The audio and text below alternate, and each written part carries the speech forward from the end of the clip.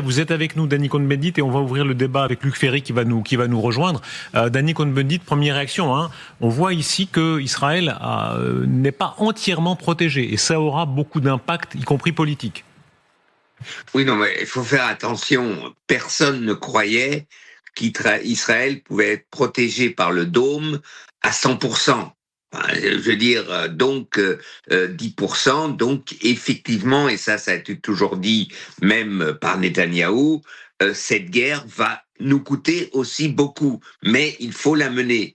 Voilà, c'est lent. Donc je crois que ça dépend combien de temps ça va durer. Donc je crois qu'aujourd'hui, une majorité des Israéliens approuve cette intervention parce que l'Iran fait peur et le programme nucléaire iranien fait peur, mais comme l'objectif n'est pas clair, et quand on commence une guerre, il faut toujours avoir en tête comment la terminer. Alors, où Bernard Guetta a raison, et il va y avoir une scission, un combat politique à l'intérieur de la direction, disons, iranienne, et là, ça peut être intéressant, même, je n'exclus pas un effondrement du régime. Je veux dire, le régime est faible. Le régime est faible, iranien.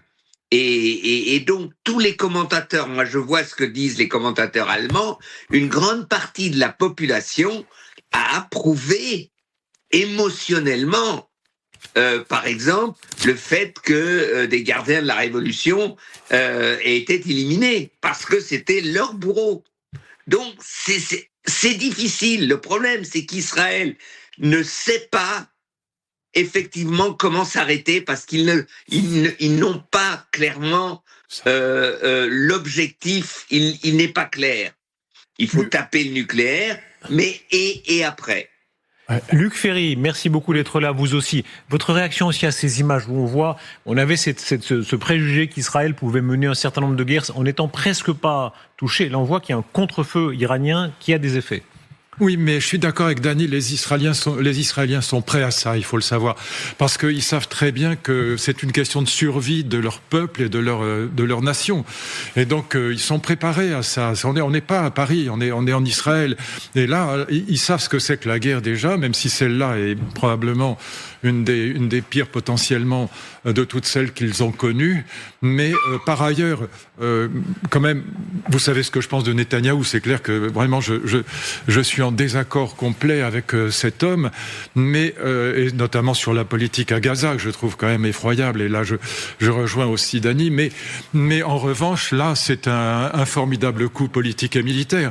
Sur le plan politique, je pense que 90% de la société israélienne est sur ce coup-là avec lui.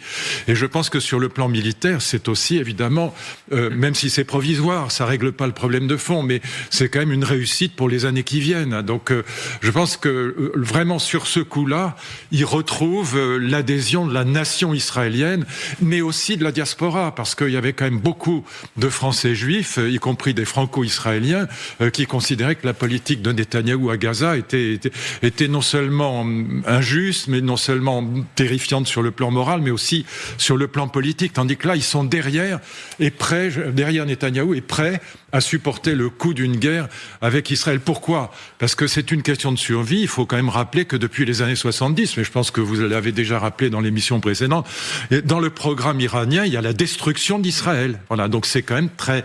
Pour eux, l'idée que l'Iran puisse acquérir l'arme nucléaire, ça n'est pas possible, parce que c'est la fin d'Israël, tout simplement. Pour celles et ceux qui nous rejoignent, c'est le débat des idées. Luc Ferry, Danny Cohn-Bendit, et nous recevons, regardez, toujours ces images en direct des destructions considérables que les Iraniens ont causées en Israël, avec les morts, les destructions de ce quartier à Bat Yam. Je vous pose la question à l'un et à l'autre. Cette guerre préventive... Darius, c'est pas un quartier... Encore une fois, le problème, je voudrais revenir sur ce que vient de dire Luc. C'est vrai que militairement, stratégiquement, c'est un coup formidable. Mais en Israël, et d'ailleurs dans la diaspora, en tout cas dans ma tête à moi, commence une autre interrogation. Comment est-ce possible d'avoir n'avoir pas vu ce qui se préparait pour le 7 octobre. Ah bah bien sûr. Avec cette capacité, comment est-ce possible?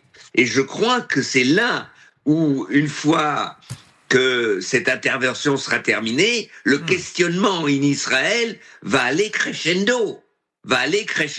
Oui. Danny Vous avez Cohn-Bendit, une... on l'apprend à l'instant, pardon de vous interrompre, mais c'est une nouvelle de très grande importance. Benjamin Netanyahou annonce ce soir, il a parlé à Fox News, que Israël a eu, c'est sa formule, a tué le chef du renseignement iranien et son adjoint. C'est-à-dire, ils sont en train de décapiter, avec, semble-t-il, un certain nombre de succès, et pas semble-t-il, puisqu'il y a déjà plusieurs éliminations physiques qui sont vérifiées, le renseignement, l'armée, les scientifiques. J'aimerais votre débat d'idées sur l'idée de la guerre préventive. Israël, ici, dit, nous n'avons pas attendu. Ils auraient pu attendre peut-être tant de mois, etc. Non, il n'était plus question d'attendre, il fallait détruire le commandement, une partie du commandement, avant qu'ils aient les moyens nucléaires. Est-ce que vous suivez ici Israël? Est-ce que leur calcul, d'après vous, est le bon? Mais évidemment, et je pense que c'est pour ça que les Israéliens majoritairement sont derrière leur Premier ministre, quels que soient les problèmes que pose à juste titre Danny. Il faudra qu'on y revienne, parce que beaucoup de gens pensent que le 7 octobre c'est en effet incompréhensible. Bon, mais sans être paranoïaque, il y a quand même des interrogations qui vont très loin sur la responsabilité de Netanyahou dans le 7 octobre. Mais bon, restons là sur cette affaire récente, guerre préventive pour deux raisons évidentes. Un, si l'Iran se dote du nucléaire, et ça fait 20 ans qu'on en parle, mais ça finit par arriver. On a vu les images tout à l'heure que vous montriez de tous ces sites nucléaires qui sont quand même incroyablement modernes et impressionnants. En plus, il y a des savants qui sont excellents, même s'ils en ont tué quelques-uns, il y en a d'autres qui viendront. Et donc, c'est une question de survie pour Israël. Et donc, guerre préventive, c'est parfaitement normal. Entre parenthèses, c'est ce qu'on aurait dû faire en 1935. D'ailleurs, c'est ce que des gens comme Raymond Aron ont regretté, ont thématisé, mais c'est aussi ce que disait De Gaulle qui est allé voir à l'époque tous les responsables politiques, le ministre de la Défense, le président, etc., en disant, mais regardez ce qui se passe avec l'armée allemande, c'est une question de survie pour nous. Vous voulez dire la France et l'Angleterre auraient dû attaquer l'Allemagne en 35-36. Mais évidemment. Quand l'invasion de la Ruhr, c'était suffisant. Là, il fallait attaquer l'Allemagne. Simplement, on était hors d'état de le faire parce que nos armes n'étaient pas suffisantes pour attaquer l'Allemagne. Et c'est ce que disait De Gaulle depuis très longtemps, à juste titre. Il disait, mais regardez, l'aviation allemande est géniale. Les chars allemands sont extraordinaires. On est resté en 14, voilà. On a un armement qui est complètement désuet. On a une armée qui n'est pas en état. Ça, les Israéliens le savent parce que, l'histoire du nazisme et de la guerre, ils la connaissent, et ils font une guerre préventive qui est parfaitement justifiée, parce que c'est une question de survie. C'est pour ça que là encore, les Israéliens sont derrière le Premier ministre. Mais je suis totalement d'accord avec Danny sur le fait qu'il faut revenir, et c'est ce que Netanyahou est en train d'empêcher de faire, à ses responsabilités dans l'affaire du 7 octobre. Sur la guerre préventive, attendez, deuxièmement, dans ce que dit Luc, les Israéliens ont préparé, et ça c'était dans ce qu'on appelle le narratif israélien, cette opération était préparée pendant des mois, des années, pour amener des agents du Mossad en territoire iranien, d'avoir des rampes de lancement de drones en territoire iranien, etc. Donc il est évident que Israël se préparait à ce genre d'intervention et qu'à un moment, si vous avez ces gens sur le territoire, vous ne pouvez pas les laisser pendant des années. Mais le problème, c'est toujours la même chose avec Netanyahou. Et maintenant, quel est l'objectif politique? Exactement. Je crois que Netanyahou, aujourd'hui, rêve que le régime s'effondre parce que la seule sécurité réelle pour Israël, c'est l'effondrement du régime. L'effondrement du régime. Et je crois que aujourd'hui, tant qu'il cible des militaires, tant qu'il cible des responsables de la répression iranienne, etc., la société iranienne, en majorité, ne se révoltera pas contre Israël. Au contraire même. Le problème, c'est toujours, et après, comment sortir de cette situation pour arriver, alors, on peut dire, ils vont ils vont les obliger à reprendre les négociations avec les Américains, peut-être, mais je crois qu'aujourd'hui, Netanyahou, avec sa capacité extraordinaire, empêche Netanyahou. C'est-à-dire qu'il ne sait jamais s'arrêter. On l'a vu à Gaza, on a vu ce que ça a donné, et c'est ça qui est dangereux avec ce qui se passe, ce qui peut se passer en Iran. Oui. Justement là-dessus, ce qui est très intéressant, c'est que qu'on ne l'ait pas davantage commenté, c'est que Netanyahou lui-même a demandé aux civils iraniens de quitter la proximité des sites militaires qui allaient être bombardés.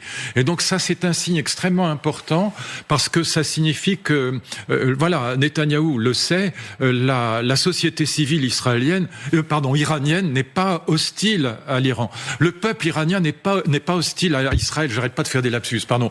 Le peuple iranien n'est pas hostile à Israël. Et ça, c'est très important. Et c'est pour ça que Netanyahou dit, évacuer les risques la proximité des sites qu'on va bombarder. Donc, c'est vraiment quelque chose de très important parce qu'il y a une partie de la société iranienne qui serait quand même ravie de se débarrasser du régime des mollahs, notamment les femmes. Beaucoup de femmes seraient ravies de voir.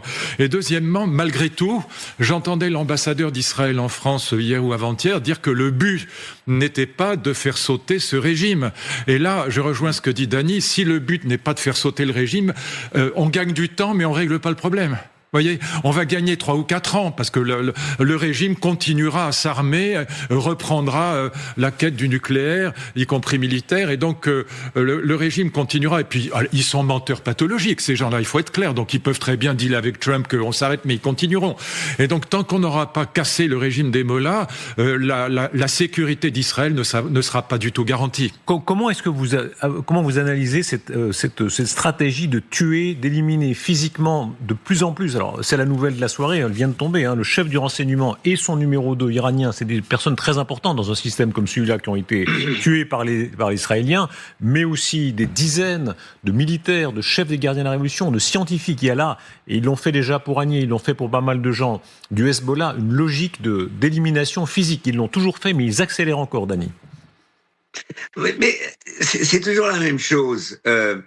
Si les Français, les Anglais, les Américains avaient eu cette capacité d'éliminer Hitler, Goebbels et je ne sais qui de plus, ça aurait été pas mal. Ça aurait été pas mal, non? Bon, donc c'est compliqué. Est-ce que ces éliminations ont une perspective politique positive?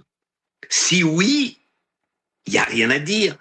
Encore une fois, les gens assassinés par Israël, par l'armée israélienne, sont des bourreaux. Ce sont des bourreaux qui ont centaines de citoyennes et de citoyens iraniens. Donc, il faut... c'est pas ça le problème. Le problème, il est, une fois que vous décapitez la direction militaro-politique, disons, du régime, et après, qu'est-ce que vous faites? Comment vous voulez continuer? Et là, je n'ai pas confiance en Netanyahou. Parce qu'on l'a vu avec Gaza. Il ne sait pas s'arrêter, parce que il y a tellement de contradictions dans sa tête qu'à la fin, en fait, il arrive il peut arriver de la manière où c'est un général qui le disait tout à l'heure, s'il cible les beaux quartiers, c'est pas les beaux quartiers qu'il cible, il cible les quartiers des appartements là où habitent les bourreaux iraniens. Mais si après il dérive vers la population, eh bien l'engrenage ira dans l'autre sens. Oui. Mais il ne sait pas s'arrêter, il faut quand même revenir là encore au 7 octobre, il ne sait pas s'arrêter pour une raison très simple, c'est pas simplement les contradictions qu'il y a dans sa tête, moi je pense qu'il est extrêmement cohérent, cet homme, c'est que ce qu'il attend le jour où il s'arrête, c'est quand même les procès et la casse-prison, voilà, il faut être clair, et c'est ce que dit Elie Barnavi, il dit voilà, il continue la guerre, parce que c'est le seul moyen de rester au pouvoir. Alors, la guerre à Gaza est devenue une abomination, tout le monde est obligé de le reconnaître, et puis en plus elle ne sert plus à rien, parce que le Hamas est très vraisemblablement affaibli, décapité, et là c'est plus une guerre contre le Hamas, c'est une guerre contre les Palestiniens, donc ça tient pas la route. Mais En revanche, on comprend pourquoi il y a un risque pour l'Iran, c'est qu'en effet, le jour où Netanyahou s'arrête, les procès reprennent et l'accusation de corruption reprend. Il est obligé de quitter le pouvoir et il se retrouve personnellement dans une situation d'autant plus difficile que la question de savoir ce qui s'est vraiment passé le 7 octobre, encore une fois, sans être complotiste et paranoïaque, elle se posera. Comment un régime aussi incroyablement informé et soucieux de sa sécurité qu'Israël a pu laisser 1200 Israéliens se faire assassiner par des hordes du Hamas. C'est impossible, c'est pas possible, c'est pas sérieux. Personne ne peut plus croire ça. La nouvelle est tombée maintenant, hein. C'est Netanyahou qui parle à Fox News qui déclare que Israël aurait détruit la principale installation du site nucléaire de Natanz. Il faut voir ces images que l'armée israélienne a produites, images de synthèse pour montrer ce qu'est ce site de Natanz, qui est en très grande partie enterré. C'est embêtant. Oui, c'est des images de l'armée israélienne, on ne sait pas ce qu'elles valent, mais ce que déclare ici Israël, c'est qu'ils auraient touché en tout cas une principale installation de Natanz. Là, c'est le but. Hein. Pour l'instant, c'est le but évidemment d'Israël en tout cas de retarder le plus possible. Oui, sans tuer les civils iraniens, parce qu'encore une fois, il faut le savoir, parce qu'on ne le dit pas assez, la société civile iranienne n'est pas hostile à Israël. Et une grande partie est hostile au régime des Mollahs. Donc il y a un espoir quand même qu'un jour ce régime saute. Donc de ce point de vue-là, Netanyahou a évidemment raison de demander aux civils d'évacuer les sites qui vont être bombardés. Et c'est quand même très significatif. Ils l'ont fait pour Gaza, mais Gaza, les malheureux, ils pouvaient aller où? Nulle part. Bon. Personne n'en voulait de ces malheureux Palestiniens. La Jordanie n'en voulait pas, l'Égypte n'en voulait pas, ils pouvaient aller nulle part. Ils ont vu leur maison détruite, il y a eu 50 000 morts. Bon, il y a un moment où, voilà, en effet, Netanyahou a fini par se faire détester, y compris par tous les juifs démocrates de la diaspora et par 70% des Israéliens. Il y a eu un sondage, là, c'est quand Luc dit il doit faire la guerre pour sa survie politique. Ah oui. Un dernier sondage pour les élections, Netanyahou perd les élections. Et là, il les perd peut-être plus maintenant. C'est un régime de gauche, hein, il perd, c'est Bennett, c'est un régime du centre droit, gauche, etc. Mais c'est autre chose, c'est une autre coalition. Surtout, l'extrême droite israélienne, Ben-Gvir et Smolnich, ces deux partis ne rentreraient plus dans la Knesset.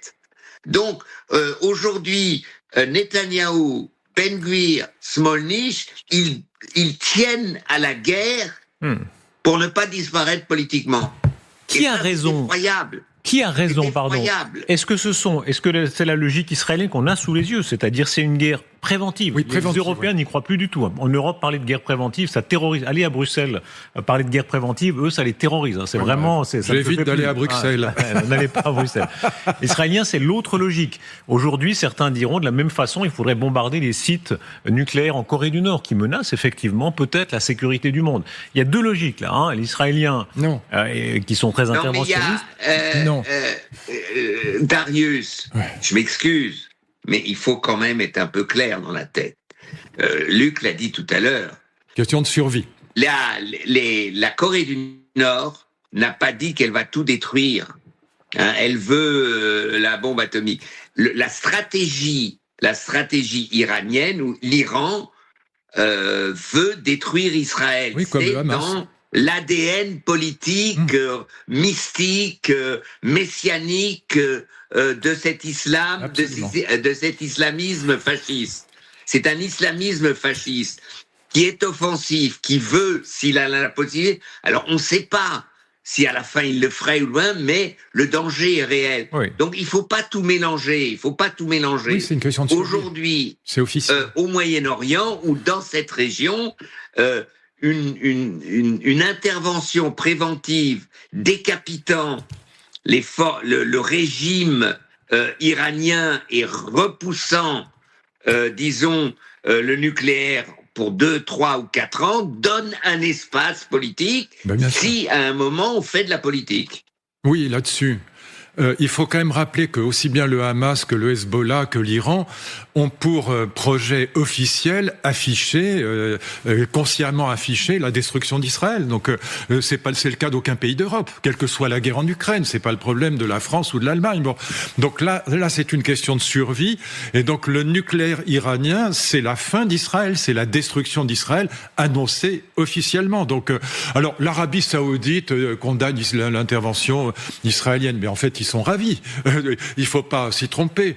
Ils disent ça parce que bon, il faut bien dire quelque chose d'aimable pour les peuples musulmans de toute la planète. On condamne Israël, mais la vérité c'est que les peuples, les régimes, disons arabes qui ont signé les accords d'Abraham sont évidemment d'accord avec Israël. Jusqu'où doit aller cette logique d'élimination physique ? Vous savez, c'est le Wall Street Journal qui rapporte notamment des responsables israéliens déclarant qu'Israël n'excluait pas aucune cible potentielle pour détruire le programme nucléaire, y compris Khamenei lui-même, le guide suprême iranien. Selon vous, est-ce qu'Israël devrait pousser la logique du changement de régime, de casser le régime de dictature des mollahs jusqu'à tuer son chef suprême ? Non, personnellement, je ne pense pas, parce que c'est comme les dents du requin. Il y en a un autre qui apparaît à la place de la dent qui vient d'être cassée. Donc, je ne crois pas que ce soit la bonne solution. Je pense que là, vous savez, toutes les révolutions, elles ne marchent que quand elles viennent de l'intérieur. On n'a pas appelé on n'a pas appelé les Iraniens pour faire la révolution française. Bon, et de même, ils n'ont pas besoin de, voilà. Vous les tuerez, mais il y en aura un autre un jeune qui sera d'ailleurs moins vieux, qu'on voit le vieux gratteux, là. Il y en aura un qui soit plus jeune et qui sera probablement tout aussi méchant, voire plus. Donc ça ne sert à rien. Il faut les laisser s'auto-détruire, s'auto-critiquer entre eux. Et il faut que ce soit le peuple iranien, les femmes notamment, puis les jeunes, qui se révoltent contre ces vieux cons. C'est un régime résistant. Il dure depuis 79. Comme tous les régimes totalitaires sont très résistants parce qu'ils ont la police et l'armée avec eux. Ils tuent les gens. Ils tuent les femmes. Combien de centaines de femmes ont été tuées dans ce régime épouvantable. Mais c'est aux Iraniens de se débarrasser de ces vieilles saloperies, voilà. Mais moi, je crois qu'il faut faire très attention. Le régime change, changer de régime, ce qu'on a essayé de faire ce que les Américains ont essayé de faire en Irak, etc., ça ne marche pas comme ça. Non, ça marche jamais. Ça ne marche pas comme ça. Est-ce que, dans cette situation, Israël, intelligemment, avec cette intervention, pourrait donner de l'espace à la révolte intérieure? Oui, mais pour cela, il faut savoir limiter l'intervention. Il faut limiter l'intervention pour que les contradictions à la tête du régime, d'abord Bernard Guetta l'avait très bien décrit tout à l'heure, et que ceux qui se cachent encore, parce que quand il y a des bombardements, vous descendez pas aussi facilement dans la rue, eh bien puissent sortir, de dire on en a marre de ce régime. Et je crois que c'est ça qui est important. Il faut de l'intelligence politique. Et c'est là où Netanyahou me fait peur. Parce que s'il y a une chose qu'il ne possède pas, c'est ça. Et là, je suis tout à fait d'accord avec Dany, parce que si la guerre va trop loin, il y a aussi ce risque que le peuple se révolte contre Israël et pas contre les mollahs. Et je parle les mots que j'ai utilisés sont évidemment grossiers, parlant de ces mollahs, mais il faut savoir que ce sont quand même tous des assassins. Ils ont les mains trempées dans le sang, et trempées dans le sang de femmes innocentes. Il faut quand même le rappeler, parce que je me demande, là encore, Elisabeth Badinter a tellement raison, de dire quand les féministes de gauche vont-elles se révolter? Parce que la vraie atteinte aux femmes, c'est pas le petit Bedos, d'accord, il a fait des trucs qui sont peut-être pas très bien, mais c'est ce qui se passe là-bas. C'est ça la vraie atteinte aux femmes. Le changement de régime, est-ce qu'ils en sont là? Parce que quand ils ont tué, alors il y a par exemple Salami, qui est un des personnages très importants du dispositif. Il a été tué.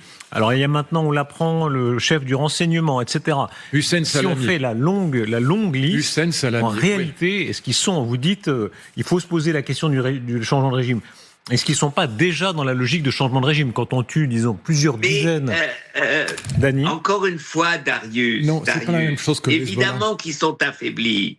Évidemment qu'ils sont. Mais ça, ils peuvent toujours mettre un autre responsable du renseignement. Bien sûr. Vous avez vu ces images horribles hier où ils avaient nommé le prochain chef militaire et vous aviez une centaine, 200 potentiel chef militaire de renseignement et tout ça. Il faut donner la possibilité que les contradictions dans ce régime, même à la tête, entre le président et Khamenei, entre les forces politiques, qu'est-ce qu'on veut, il faut leur donner la possibilité de faire leur boulot. Et donc, on n'assassine pas par l'assassinat, on ne réussit pas un changement de régime. Oui, on affaiblit un régime, et après, il faut qu'il y ait une force intérieure qui balaye le régime. Voilà. Et ça peut pas être Israël. Non, je l'ai déjà dit, c'est les dents du requin ont tué le bonhomme. Alors, en tuer quelques-uns, ça a comme avantage de montrer qu'ils sont pas inaccessibles à l'assassinat et au meurtre par les services secrets israéliens. Donc c'est quand même très inquiétant pour eux. Mais c'est pas, encore une fois, une révolution ne peut être une révolution parce que de régime, c'est le seul moyen en supprimant ce régime, d'assurer la sécurité d'Israël. Et là, c'est pas Netanyahou n'est pas un homme de paix, c'est un homme de guerre. Et encore une fois, son intérêt personnel, c'est de continuer, parce que dès que la guerre s'arrêtera, s'il y a des élections... En plus, vous voyez pourquoi il continue ? Parce que en continuant la guerre, il peut éventuellement gagner les élections. Il peut retrouver une popularité qu'il a complètement... S'il y avait des élections aujourd'hui, Daniel disait tout à l'heure, il serait perdant, il se retrouverait en prison.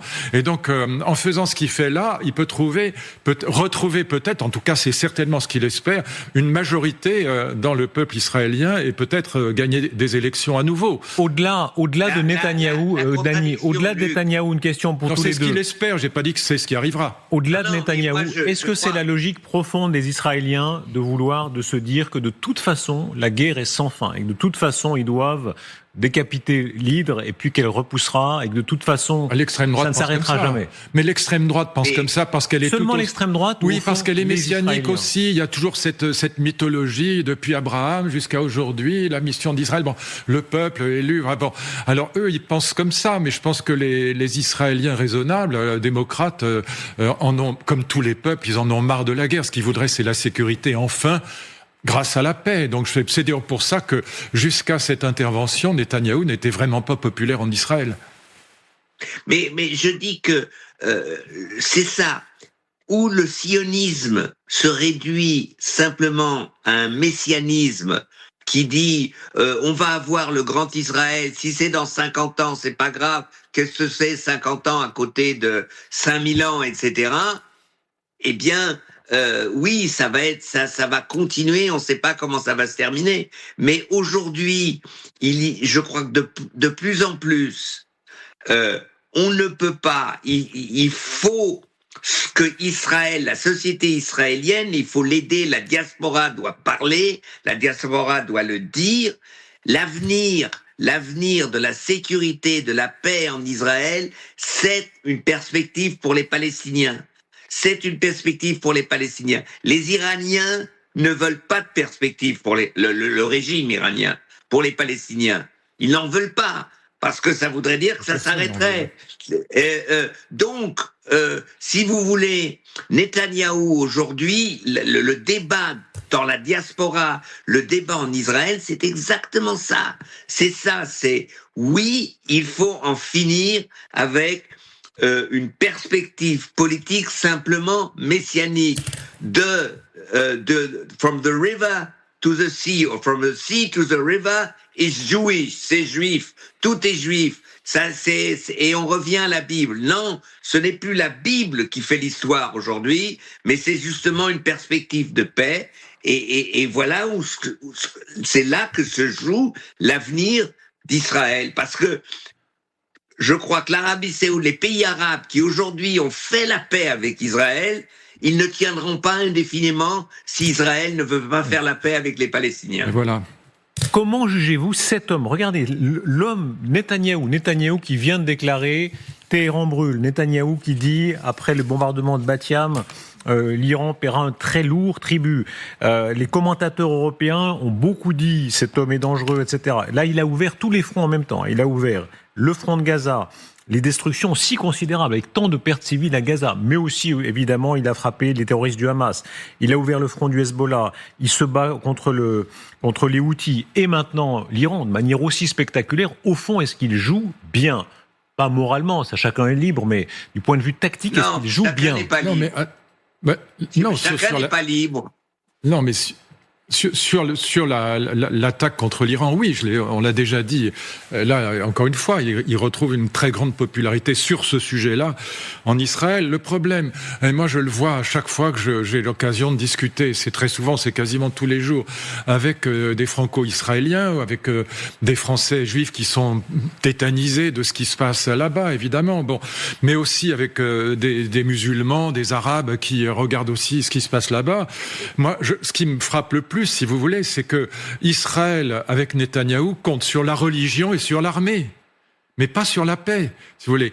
Voilà, sauf les démocrates, évidemment, je parle de Netanyahou, mais avec Netanyahou à la tête d'Israël, et je vois beaucoup de copains qui disent « Ah, mais ça fait 2000 ans qu'on tient comme ça par la force, par la religion et par la force. » Mais aujourd'hui, ça ne tient plus, ils vivent dans le passé. Et ils ne comprennent pas qu'aujourd'hui, technologiquement, il suffit d'une bombe sale pour détruire Israël. Voilà. Et donc, on ne peut pas compter éternellement sur la religion messianique et sur l'armée pour défendre la sécurité d'Israël. Il faudra bien un jour arriver à la paix. Et deuxièmement, et je m'arrête là, sachons enfin que plus Netanyahou tue de Palestiniens, plus le Hamas est content. C'est pas la peine de tourner autour du pot. Ils sont ravis parce que ça suscite la haine du monde entier et puis la haine dans le monde arabe, évidemment, mais dans le monde entier. Et donc, le Hamas compte sur Netanyahou pour détruire le plus possible Gaza. Ça rend service au Hamas. C'est pour ça qu'au début, c'était absolument inévitable. Israël devait faire la guerre contre le Hamas et il était obligé d'entraîner des destructions désastreuses dans la bande de Gaza. Mais continuer, Netanyahou est l'homme qui rend le plus service aujourd'hui au Hamas, c'est tout. C'est ça que un certain nombre de Français juifs comme Delphine Orwiller ou Elie Barnavi ou même Alain Finkielkraut ont déclaré, parce qu'ils voyaient bien qu'il y a un moment où Netanyahou ne sait pas s'arrêter à temps. Voilà. Parce que, encore une fois, s'il s'arrête, il va en prison. Et moi, je veux dire, il faut faire attention, on dit cet homme. La préparation de ce qui se fait, c'est l'infrastructure militaire. Il faut rappeler, par exemple, que un des chefs des services secrets, Netanyahou veut le limoger. Donc, c'est pas Netanyahou qui a préparé tout ça. Ça, c'est l'institution militaro-sécuritaire israélienne qui a une vieille tradition. Et que aujourd'hui, un homme comme Netanyahou mette en danger Israël. Oui. Même s'il a des justifications que je ne nie pas d'intervenir de la manière dont ils sont intervenus en Iran, eh bien, même s'il a ses justifications, dans la logique de ce qu'il fait, parce que chaque jour qu'est-ce qui se passe en Iran, on dit, vous voyez, Téhéran brûle et tout ça, on ne parle pas de Gaza, et ça continue à Gaza, et ça ne s'arrête pas à Gaza, et les massacres ne s'arrêtent pas à Gaza, et les enfants et les femmes meurent à Gaza, et ça, je veux dire, c'est incroyable le danger que court Israël avec Netanyahou.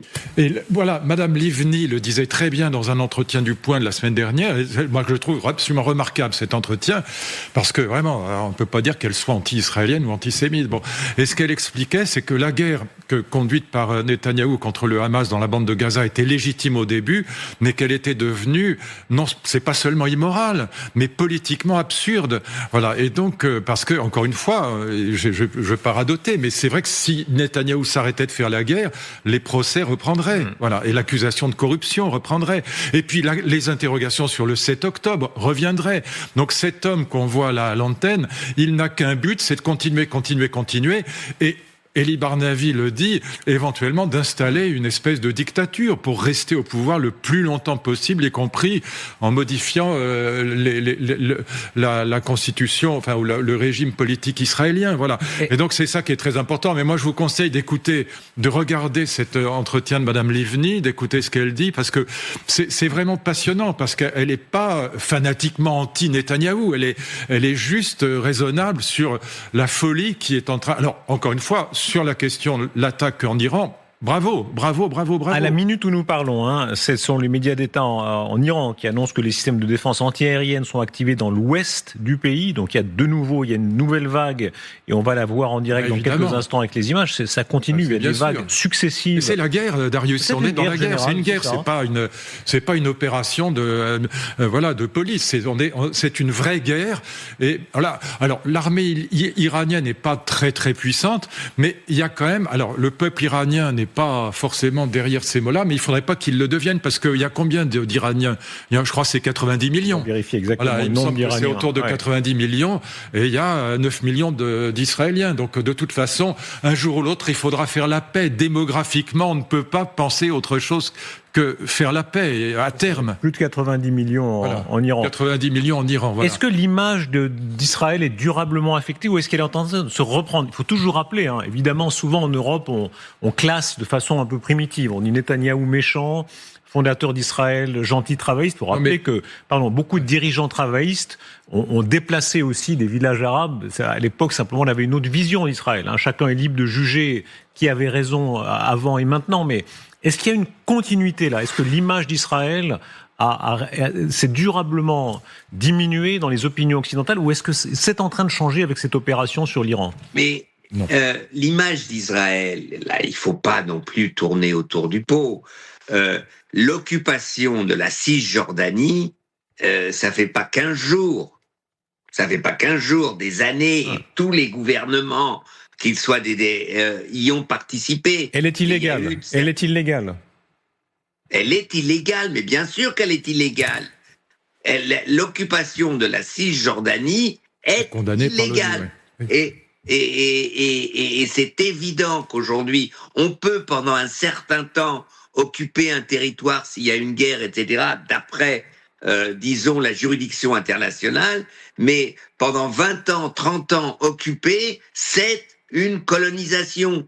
Et c'est vrai que la Cisjordanie est une colonie. Et ce qui se passe quotidiennement avec cette guerre en Iran, en même temps, il y a chaque jour des colons qui repoussent des Palestiniens, en Cisjordanie, etc. Donc l'image d'Israël, elle s'est dégradée, et elle s'est dégradée avec cette occupation en Cisjordanie. Ça a augmenté avec maintenant Gaza. Et aujourd'hui, il y a une incrédulité parce que d'un côté, on comprend Israël face à l'Iran, mais on se demande, et maintenant, qu'est-ce que tu vas faire, Netanyahou ? Voilà. Bon, sur la question de la Cisjordanie, je ne vais pas rentrer dans le débat de fond parce que, évidemment, un certain nombre d'Israéliens ou de Français juifs disent c'est pas une colonisation puisque c'était pas un État, la Cisjordanie, la Judée-Samarie, comme on dit dans ce cas-là. Bon, je laisse ce débat de côté. Ce qui est certain, c'est que dans le monde entier, c'est vu comme une colonisation. Autrement dit, dans le Sud global aujourd'hui, je vais être très clair, on déteste Israël parce qu'on fait pas la distinction entre Netanyahou et Israël. Donc là, moi, ce qui m'inquiète énormément pour Israël, c'est le fait que la détestation d'Israël à cause de la politique de Netanyahou à Gaza, elle a dépassé de très très très très loin les cercles antisémites de l'extrême gauche habituelle. Voilà. Donc c'est très au-delà. Si vous allez au Brésil, moi j'y vais souvent, si vous allez dans ce qu'on appelle le Sud global, en Afrique évidemment, regardez les votes à l'ONU des pays d'Afrique, ça s'est effondré. Les votes en faveur d'Israël se sont effondrés. Bon.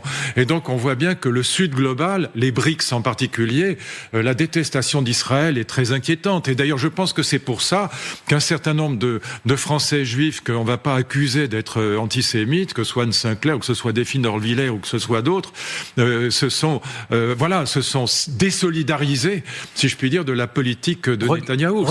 C'est très important, Darius. C'est vraiment très très important parce que il y a là un enjeu majeur. Je suis désolé d'y insister, mais lorsque le ministre Barrot a dit qu'à propos de l'assassinat des deux jeunes là, à Washington, vous savez, dans ce musée à Washington, quand il a dit « qui sème la violence récolte la violence », c'était terrible, parce qu'on avait l'impression qu'il justifiait cette violence. Et je pense que beaucoup de juifs de la diaspora sont très anti-Netanyahou, et ils le disent, c'est très important, parce que sinon, on serait dans cette haine d'Israël qui commence à gagner du terrain partout et qui est très inquiétante. Et on reparlera sans doute des sanctions, puisque là, il y a des racistes dans le gouvernement israélien, et certains proposent qu'il y ait des sanctions beaucoup plus dures, parce que ce sont des fascistes qui font partie du gouvernement israélien. Il y a aussi des racistes LFI. Regardez ces images en direct de Tel Aviv, puisque les sirènes ont retenti dans Tel Aviv, et des missiles seraient, à l'heure où nous parlons, en route, puisque vous savez qu'il y a un certain nombre de minutes pendant lesquelles les informations permettent le renseignement permet de repérer que des missiles sont partis de la République islamique d'Iran et se dirigent vers Israël. Croyez-vous qu'Israël, vous entendez ici les sirènes sur Tel Aviv, que les Israéliens vont aux abris.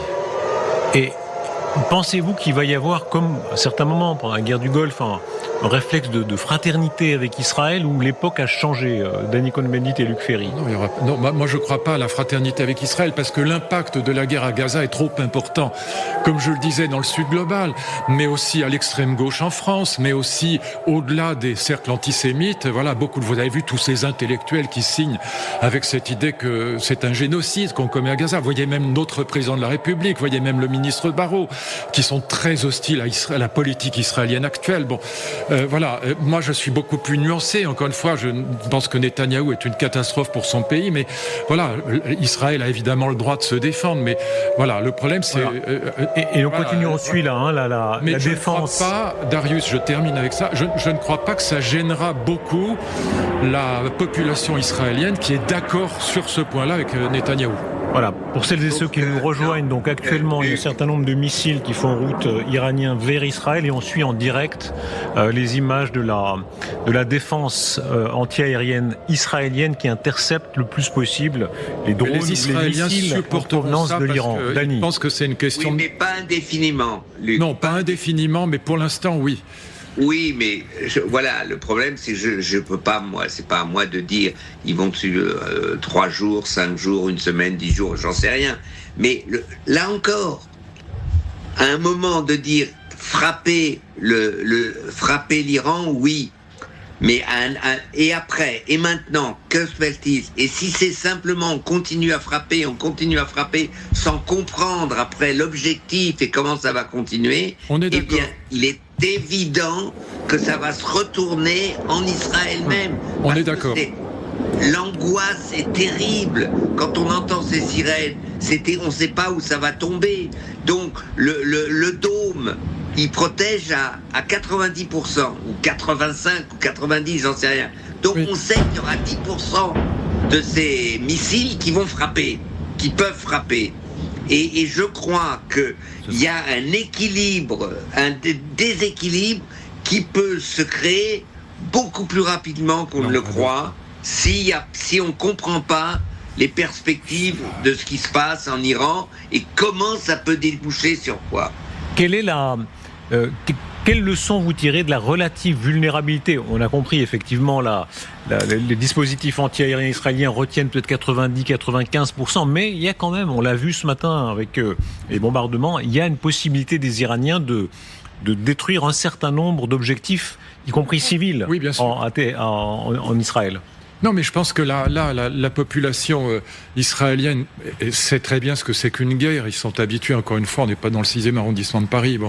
Donc ils le savent, et je pense qu'ils considèrent que cette attaque préventive est absolument légitime pour la sécurité d'Israël. On l'a dit, je ne vais pas radoter. Donc je pense que c'est supportable pour cette population qui est quand même extraordinairement courageuse. Il faut quand même le rappeler. Les Israéliens, ils savent qu'ils sont en guerre depuis toujours, en vérité. Depuis combien de temps ils sont en guerre? Donc ils savent ce que c'est.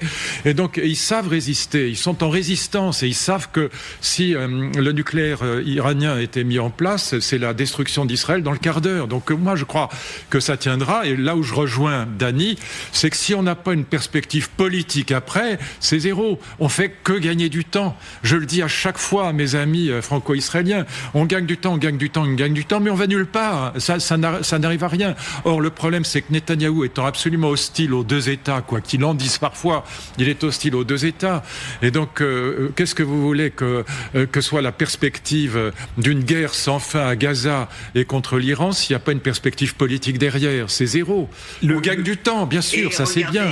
Le fait que des missiles arrivent et causent des destructions, évidemment, ça va renforcer l'opinion israélienne dans l'idée qu'il fallait mener cette opération préventive, parce que là, ils sont munis de charges conventionnelles. Le jour où ils seraient munis de charges nucléaires, évidemment, ce serait une toute autre chose. Darius, c'est non, Darius a raison. Darius, les Israéliens sont pas comme vous, Darius.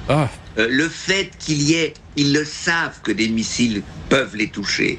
Oui, mais ce que disait Darius, c'est pas ça.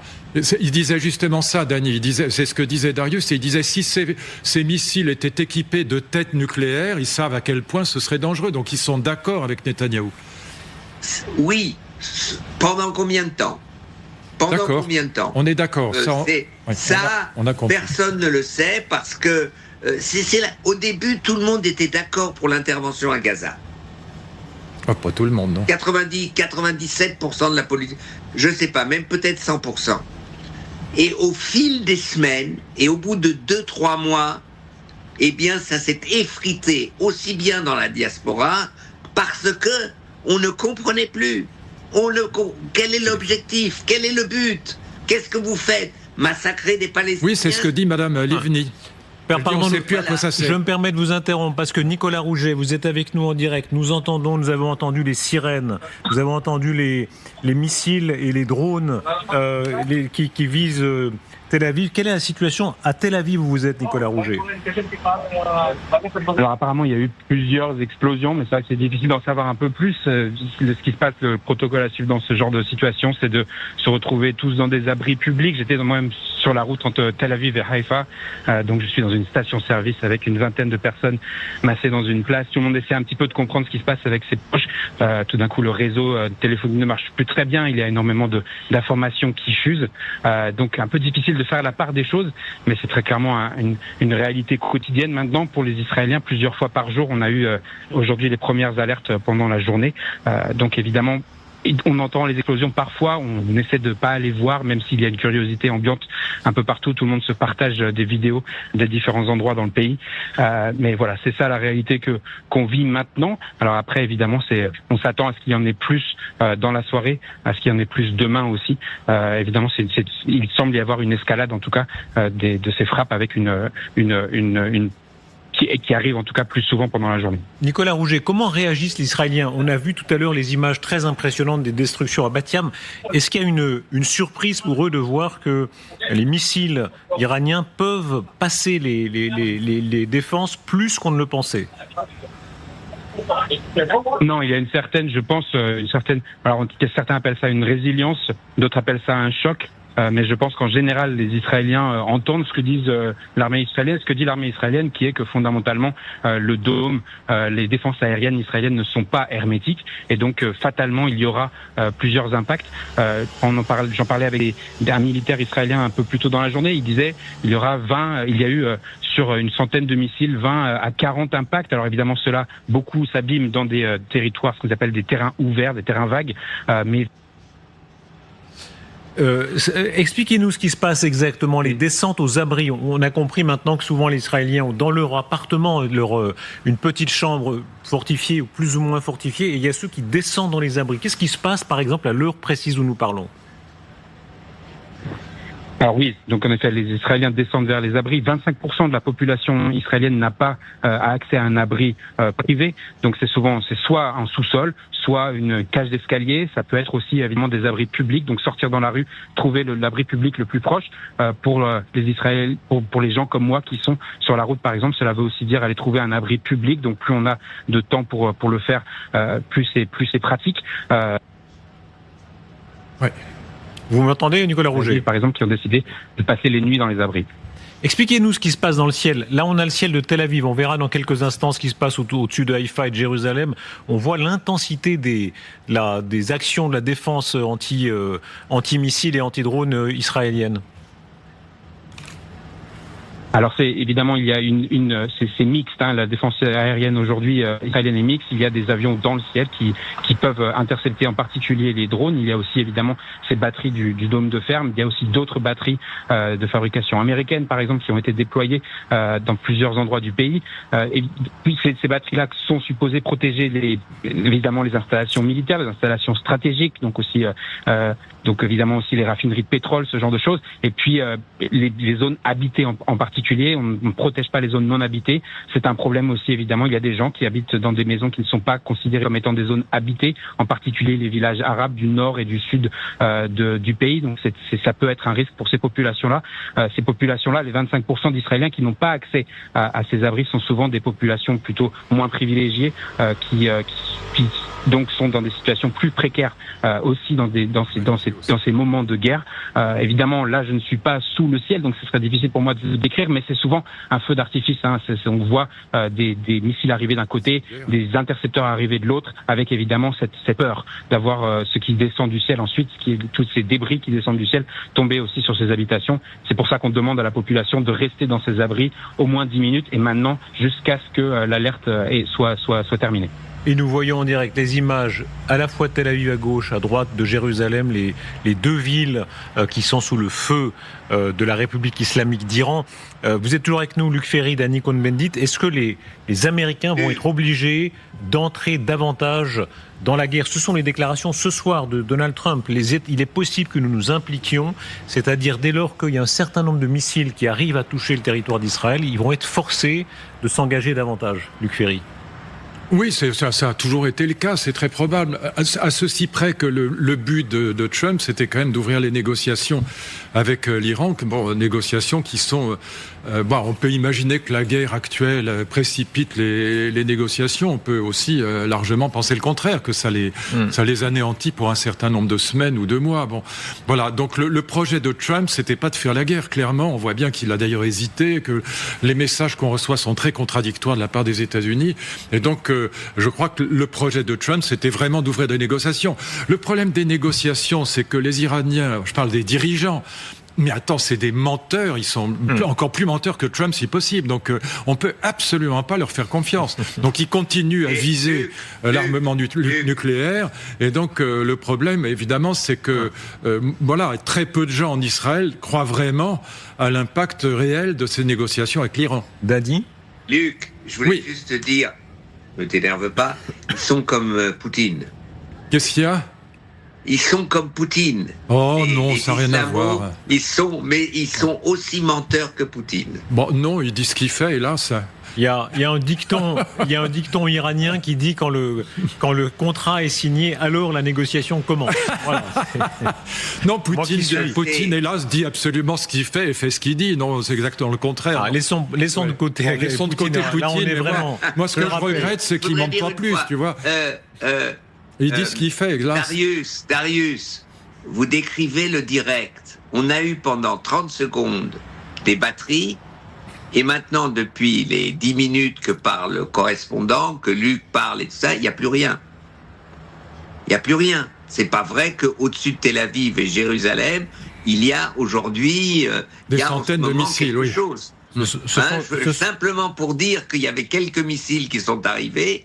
Visiblement, ils ont été détruits. Visiblement, on ne voit pas des nuages de fumée. Je ne crois pas que pour l'instant, ça change quoi que ce soit. Non, militairement, l'Israël est gagnant. Militairement, Israël est très très gagnant. Oui, mais maintenant... Je ne dis pas que ça va continuer des semaines ou des mois. Je dis pour l'instant, au jour d'aujourd'hui, et je ne sais pas ce que les Israéliens en penseront, ça dépend ce qui va se passer demain, après-demain, etc. Et comment les Israéliens comprendront ce qui se passe. Oui. Dany, mon ami, Dany, on est d'accord sur l'avenir, il faut qu'il y ait une perspective politique, mais soyons quand même très clairs que ce que nous disons tous les deux sur l'avenir et la problématique politique, il n'empêche que pour l'instant c'est un formidable succès à la fois militaire et politique pour Israël et pour son Premier ministre. C'est pas à peine de dire le contraire, quelles que soient par ailleurs les réserves que nous avons tous les deux sur ce bonhomme. Mais là, c'est quand même pour l'instant un formidable succès. Et tu as raison de souligner que dans le ciel de Jérusalem et de Tel Aviv, on ne voit pas des catastrophes se profiler à l'horizon. Alors, Dany ? Oui.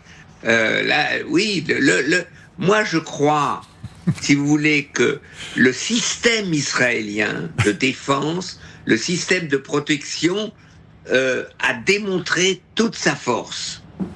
Toute sa force dans cette formidable opération, formidable, c'est incroyable opération ces derniers jours. Mais ça augmente chez moi de dire, mais pourquoi vous n'avez pas protégé Israël le 7 octobre ? Parce que on ne peut pas être en admiration devant cette capacité et ne pas désespérer de ce qui s'est passé. C'est ça qui est incroyable. C'est mon sentiment à moi. En Israël, il y en a qui pensent comme ça. J'ai beaucoup téléphoné ces derniers jours. Il y en a beaucoup qui pensent comme ça. Ils disent oui, c'est bien Téhéran, mais pourquoi ? Pourquoi le 7 octobre ? Alors pourquoi c'est arrivé ? Et là, il faut comprendre que Netanyahou a voulu jouer avec le Hamas. Il a permis le financement du Hamas parce qu'il voulait affaiblir les Palestiniens. Voilà, maintenant. Mais là-dessus, on est d'accord. Là-dessus, on est d'accord, Dany. Je suis entièrement d'accord avec ce que tu dis là. Sur l'écran de droite, vous voyez les bombardements iraniens sur Tel Aviv ce soir et tout le dispositif de contre-feu israélien. Et on le rappelle, il y a eu quand même un certain nombre de missiles. Un missile en particulier qui a frappé Bat Yam. Et on entendra plus tard dans la soirée le Premier ministre Netanyahou qui s'est exprimé à ce sujet. Avec cette menace, l'Iran paiera le prix lourd pour le meurtre prémédité de civils, de femmes et d'enfants. Tout le monde sait que le dôme n'est pas une protection absolue. D'ailleurs, ça n'existe pas, les protections absolues. Parce que quand un pays lance énormément de missiles en même temps, aucun pays ne peut tous les intercepter. Mais encore une fois, la question, c'est la question de savoir combien de temps les Israéliens sont capables de supporter ça pour avoir, en effet, gagné des années de sécurité. Et ça, moi, je pense qu'ils y sont prêts. Nicolas Rouget, vous êtes toujours avec nous en direct. J'aimerais vraiment que vous décriviez ce qui se passe pendant que nous voyons ces images. Celle à droite, à Tel Aviv il y a quelques instants, celle à gauche à Tel Aviv en direct, avec ce que vivent les habitants de Tel Aviv ce soir, pendant que nous parlons très exactement. Alors maintenant, il y a beaucoup de gens qui sont sortis des abris. On le voit un petit peu partout, c'est-à-dire qu'on voit plus d'images qui sont en train de sortir sur les réseaux sociaux.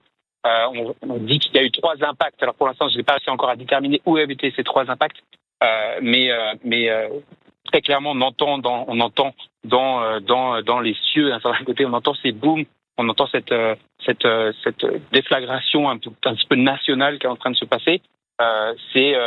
On sent aussi évidemment dans l'ambiance d'un certain côté le tempérament des gens. C'est-à-dire qu'il y a des gens qui sont avec leurs chiens tremblent de peur, qui sont en train de le rassurer. Il y a aussi des gens qui font en pleurs, des enfants en particulier qui ont cette soit peur, soit montrent un certain degré d'habitude maintenant. Des enfants qui chantent, qui entonnent aussi des chansons nationalistes. On se retrouve un petit peu dans une espèce de